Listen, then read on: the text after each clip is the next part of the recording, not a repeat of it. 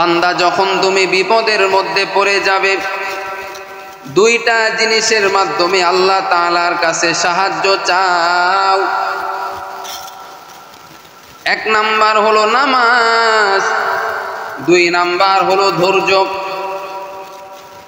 ইয়া আইয়ুহাল্লাযীনা আমানুস্তাঈনু বিস-সাবরি ওয়াস-সালাহ। আল্লাহ তাআলা বলেন, বান্দা তুমি নামাজ পড়ো এবং ধৈর্য ধারণ করো। যতই কঠিন মুহূর্ত আসুক না কেন, বান্দা যদি তোমার নামাজ ঠিক থাকে, ঠিক মতো যদি নামাজ আদায় করো, আমি আল্লাহ পাক রব্বুল আলামিন বান্দা তোমার যাবতীয় সমস্যা আমি আল্লাহ দূর করে দিব।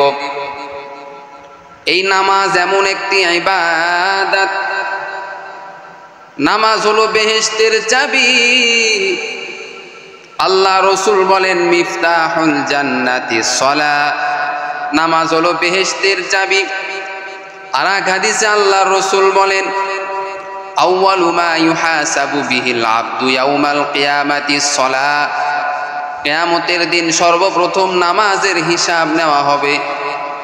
যেই বান্দার নামাজ যত ভালো, ওই বান্দার জান্নাতটাও হবে তত ভালো, তত সুন্দর। এজন্য আমাদের নামাজটা সঠিকভাবে আদায় করতে হবে, নামাজের রুকু সেজদাগুলি সঠিকভাবে আদায় করতে হবে, তাহলে ওই নামাজ দ্বারা জান্নাতে যাওয়া যাবে। এরে নবীর উম্মতের দল, আল্লাহর নবীর একজন সাহাবী যার নাম হলো আব্দুল্লাহ আনসারী রাদিয়াল্লাহু তাআলা আনহু। এই আব্দুল্লাহ আনসারী নামের সাহাবী এতটাই নামাজের পাবন্দি করতেন, এতটাই নামাজকে মহব্বত করতেন, ভালোবাসতেন। কিন্তু আব্দুল্লাহ আনসারী অনেক গরিব একজন সাহাবী। আল্লাহ রসুল সাল্লাল্লাহু আলাইহি ওয়াসাল্লামের কাছে কিছু সাহাবী এসে আব্দুল্লাহ আনসারীর বিরুদ্ধে কথা বলল। তারা বলল, হুজুর, আব্দুল্লাহ আনসারী মসজিদে খুবই দেরিতে আসে এবং তাড়াতাড়ি মসজিদ থেকে বের হয়ে যায়, নামাজে সবার পিছনে আসে এবং বের হয়ে যায় সবার আগে।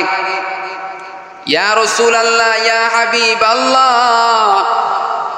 আব্দুল্লাহ আনসারী মনে হয় মুনাফিক হয়ে গেছে, মুনাফিকের খাতায় তার নাম লেখা হয়ে গেছে।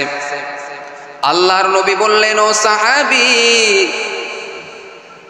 তার বিরুদ্ধে কথা বলার আগে তার মুখ থেকে আমাদের শুনতে হবে কি ব্যাপার, সে নামাজে দেরিতে আসে এবং যায় তাড়াতাড়ি, কারণটা কি। পরের দিন আল্লাহ রসুল সাল্লাল্লাহু আলাইহি ওয়াসাল্লাম কিছু সাহাবায়ে কেরামদেরকে নিয়ে আব্দুল্লাহ আনসারীর বাড়িতে চলে গেলেন। গিয়া দেখেন আব্দুল্লাহ আনসারীর এমন অবস্থা, এমন গরিবী হালত। আল্লাহ রসুল আব্দুল্লাহ আনসারীকে তার বাড়িতে গিয়া ডাক দিলেন, ও আব্দুল্লাহ আনসারী, তোমার বাড়ির গেটটা তুমি খুলে দাও। আব্দুল্লাহ আনসারী প্রথম ডাকে গেট খুলল না। দ্বিতীয়বার আবার নবী ডাকলেন, ও আব্দুল্লাহ আনসারী, তোমার বাড়ির গেটটা তুমি খুলে দাও। দ্বিতীয়বারও সাড়া দিল না। তৃতীয়বার আবার আল্লাহ রসুল ডাকলেন, ও আব্দুল্লাহ আনসারী, তোমার বাড়ির গেটটা তুমি খুলে দাও, তোমার সঙ্গে আমার কথা রয়েছে। এইবার তৃতীয়বার আব্দুল্লাহ আনসারী বাড়ির গেটটা খুলে দিল। আল্লাহ রসুল বাড়ির মধ্যে তাকায়া দেখেন ছোট্ট একজন সন্তান, হাতে রশি লাগানো, পায়ে রশি লাগানো, বাঁধা অবস্থায় রয়েছে। আব্দুল্লাহ আনসারী নবীজির কাছে আসলেন শুধুমাত্র একটি কাপড় পরে। আল্লাহ রসুল বললেন, ও আব্দুল্লাহ আনসারী, ব্যাপারটা কি? তুমি মসজিদে দেরি করে যাও এবং আসো তাড়াতাড়ি, কারণটা কি? তুমি মুনাফিক হয়ে গেছো নাকি? এবং আমি নবী তোমাকে ডাক দিলাম, প্রথম ডাকেই তো তোমার সাড়া দেওয়ার কথা, কিন্তু তুমি কেন সাড়া দিলা না? এরে আব্দুল্লাহ আনসারী, বলো কি হয়েছে তোমার? তুমি কি মুনাফিক হয়ে গেছো নাকি? আব্দুল্লাহ আনসারী বলে, ওগো নবীজি, আপনাকে আমি আর কি বলবো? এতটাই গরিব আমি আব্দুল্লাহ আনসারী। ইয়া রাসূলুল্লাহ, ইয়া হাবিবাল্লাহ, আমার শুধুমাত্র একটি কাপড় রয়েছে, এই কাপড়টা আমার বিবিকেও আমি পরাই, আমার বিবিরও কোনো কাপড় নাই, কাপড় কেনার মতো টাকা নাই, পয়সা নাই। এতটাই গরিব আব্দুল্লাহ আনসারী। আল্লাহ রসুল বলতেছেন, আগে তুমি আমার প্রশ্নের জবাব দাও। তোমাকে একবার ডাকা হলো, তুমি কেন এক ডাকে সাড়া দিলে না? আব্দুল্লাহ আনসারী বলেন, ইয়া রাসূলুল্লাহ, ইয়া হাবিবাল্লাহ,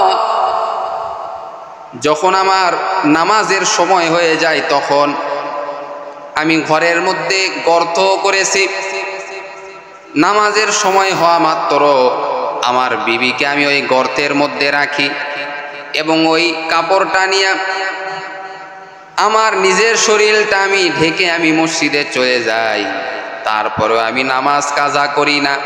ইয়া রাসূলুল্লাহ, ইয়া হাবিবাল্লাহ,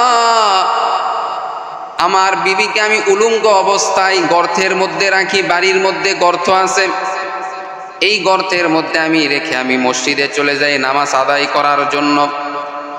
আবার যখন মসজিদ থেকে তাড়াতাড়ি যখন চলে আসি, আসার পরে আমি উলঙ্গ অবস্থায় গর্তের মধ্যে থাকি, আর আমার পোশাকটা আমার বিবিকে আমি পরাই, আর বলি, বিবি তুমি এখন নামাজ আদায় করো।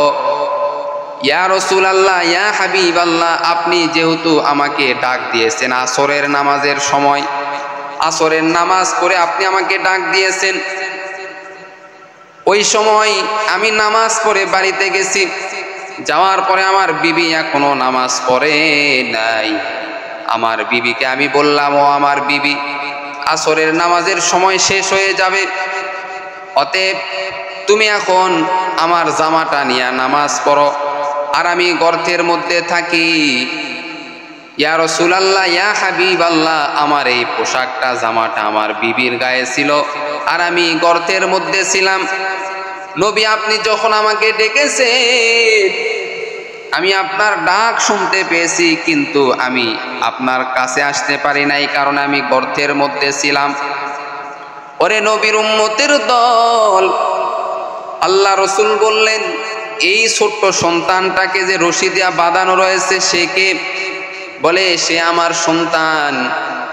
আব্দুল্লাহ আনসারী বলে, হুজুর, আমার সন্তানকে আমি রশি দিয়া বেঁধে অবস্থায় রাখছি, কারণটা হলো পাশে একজন ইহুদির বাড়ি, ওই ইহুদির বাড়িতে একটি খেজুর গাছ রয়েছে, ওই খেজুর গাছের খেজুর আমার বাড়িতে মাঝে মাঝে পড়ে।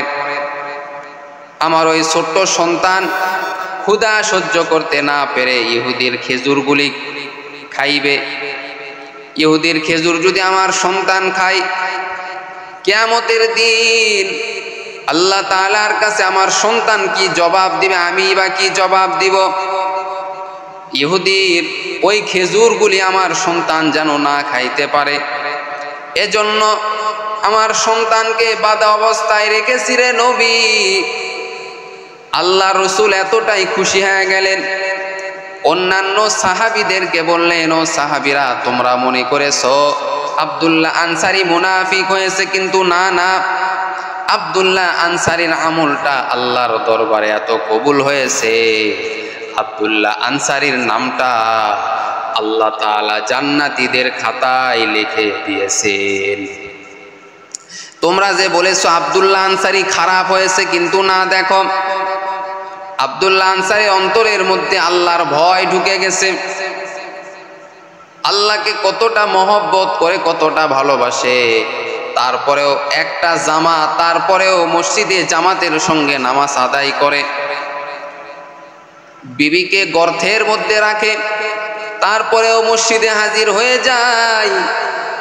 সাহাবীদের ভুল ভেঙে গেল।